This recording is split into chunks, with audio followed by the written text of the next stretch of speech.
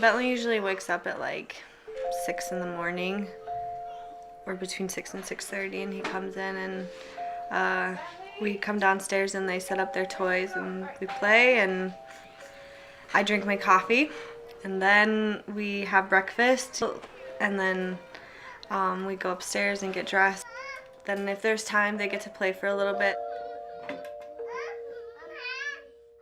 One nice thing about the Boggs school is it doesn't start till 9. It gives Bentley time to get dressed himself.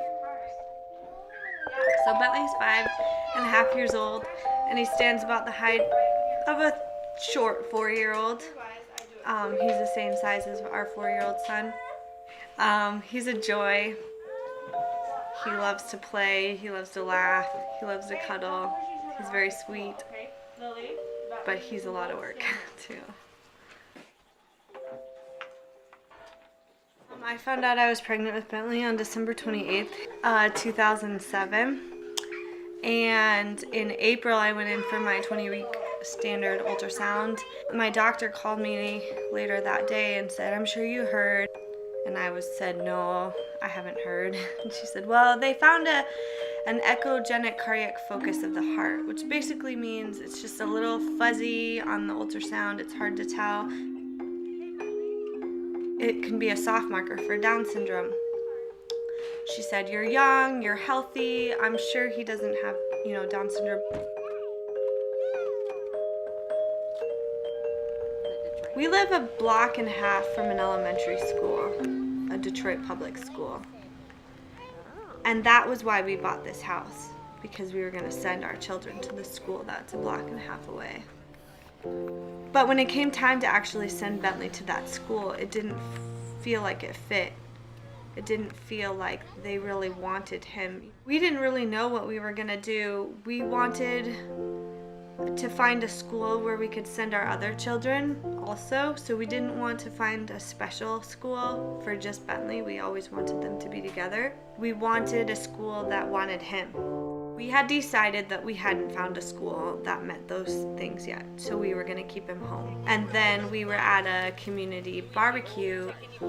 Julia and Stephanie were there, and they were handing out flyers for this school that they were going to be opening. And I remember Adrian asking if we accepted students with special needs because she had a son with Down syndrome, and I said, absolutely, we do. I just had all these questions. What time will the school start? How long will the school day be? What do you hope for in a school? Then she just showed up one day while I was here working. I happened to be here working on the school to get it ready, and I met Bentley, and she talked to me, and I remember her saying to me, "Do you feel afraid to have Bentley in your class?" And I said, "Absolutely not. I feel excited to have Bentley in my class. I would be honored to have Bentley in my class." And I know my son, and so I thought, well, we'll see how this goes, Because I knew that he would challenge me in ways that I've never been challenged before, and that excites me, I guess.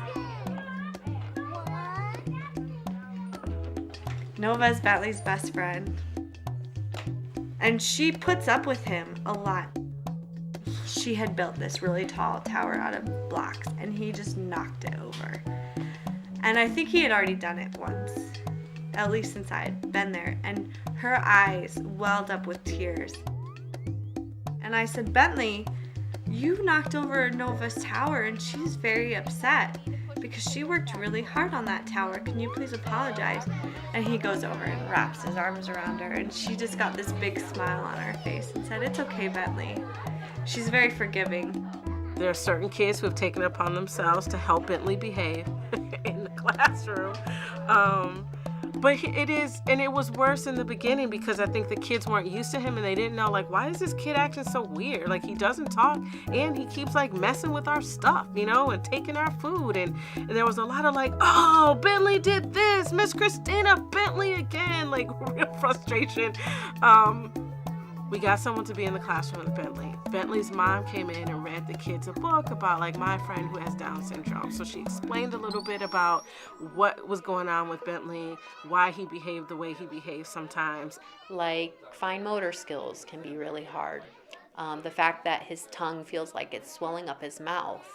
And so when he talks and it sounds like his tongue is coming out at us, it's because it feels like that inside of his mouth. And it just became the kids were like, oh, well, that's Bentley. And I'm sure they get mad at him still a lot. But I also know that they have words to say like, oh, Bentley, don't do that. Bentley, we can't do that. Or they've learned to redirect him, which again is another one of those. It's important skills to have, is to be able to redirect a person who's doing something you don't like to you. To have compassion for that, to even be able to say, oh, this kid might not be doing this to me because this kid's malicious. This kid's doing this to me because he doesn't understand that I don't like it and I have to explain it. So that's not just a benefit with Bentley, that's a benefit for all their peers. It's a powerful thing. And I'm not sure that they would be learning it as well if Bentley weren't there.